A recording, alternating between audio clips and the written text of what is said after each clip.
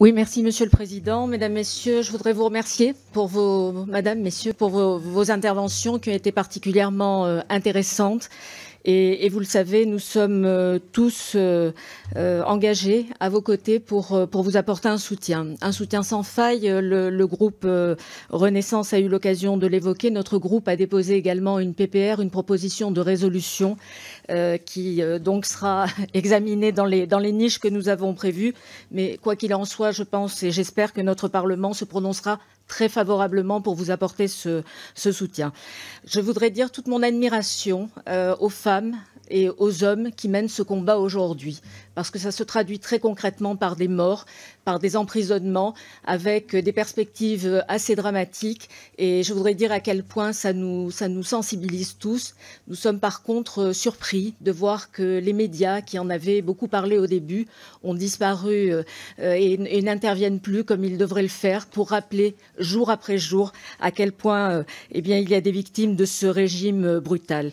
Je voudrais rappeler aussi et même si ça agace peut-être certains membres de cette commission, que de voir de jeunes filles aujourd'hui dans notre pays venir avec des voiles et provoquer donc nos lois sur la laïcité à l'intérieur des établissements scolaires doit nous faire réagir. Lorsque dans votre pays, on se bat pour cette liberté de pouvoir enlever le voile, je pense que c'est une démarche qui est véritablement révoltante aujourd'hui dans notre pays.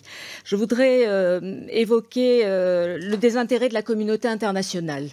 On a le sentiment qu'assez peu de choses sont faites. Donc, qu'est-ce que vous attendez aujourd'hui de cette communauté internationale?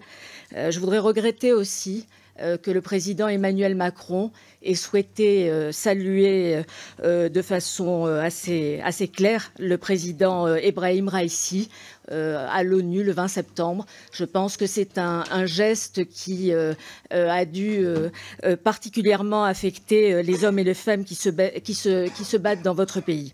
Enfin, les sanctions.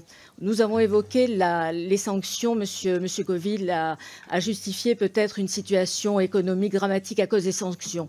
Mais quelles sont donc les possibilités pour la communauté internationale de pouvoir agir si les sanctions ne sont pas une réponse à l'attente des Iraniens et du combat des Iraniens pour pouvoir bousculer ce régime? Enfin, en quelques mots, une question sur la guerre avec l'Ukraine. Aujourd'hui, nous avons des drones iraniens qui circulent malheureusement contre le peuple ukrainien et nous avons des missiles sol-sol et nous avons également, on l'évoque en tout cas de façon régulière, des combattants afghans qui sont prévus pour aller combattre les Ukrainiens. Donc, quelle est votre analyse sur ce lien entre la Russie et l'Iran aujourd'hui?